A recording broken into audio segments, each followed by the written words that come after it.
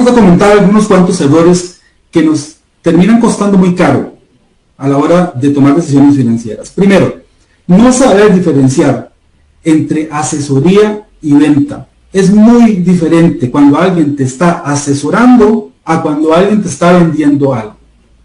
Y esto, vuelvo y repito, no es un ataque contra nada, ni contra ninguna institución, ni ningún sistema, pero es bueno entender que si alguien me está ofreciendo un producto financiero, o me está hablando de un producto financiero, si esa persona va a recibir algún tipo de recompensa porque yo adquiera o no ese producto en X o Y institución. ¿Por qué? Porque eso lo convierte en una venta. Y la asesoría como tal tiene que estar libre de conflictos de interés. Y el único interés que puede tener un asesor es en que la persona que lo está contratando tenga el mejor resultado, independientemente del producto que escoja. Tenemos que saber diferenciar de esto. ¿Por qué? Porque si usted va y le pregunta a la persona que vende un producto que qué es lo que más le conviene, pues probablemente le va a decir que el producto que él o ella está vendiendo. Esto es lógico. De eso viven, de eso ganan. Y está bien, es un negocio. Pero uno como consumidor tiene que entender, bueno, qué es lo que más me conviene a mí.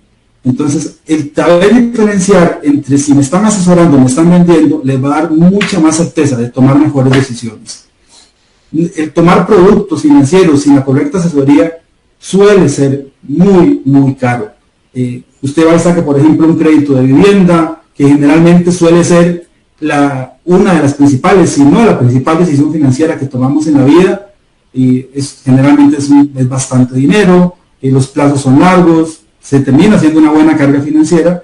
Si usted esa decisión solamente quiere consultarla con un vendedor, pues tal vez le esté dando un buen producto, tal vez no. Y si usted no tiene el criterio técnico para diferenciarlo, debería tomar un tipo de asesoría que le ayude a poder diferenciar si va a tomar una buena o una mala decisión en ese momento. Lo que puede ser un sueño, y que para todos es un sueño, puede terminarse convirtiendo en una pesadilla.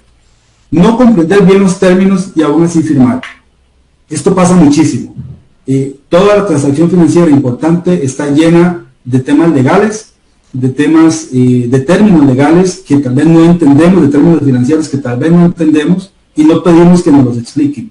A veces por vergüenza, a veces por falta de interés realmente.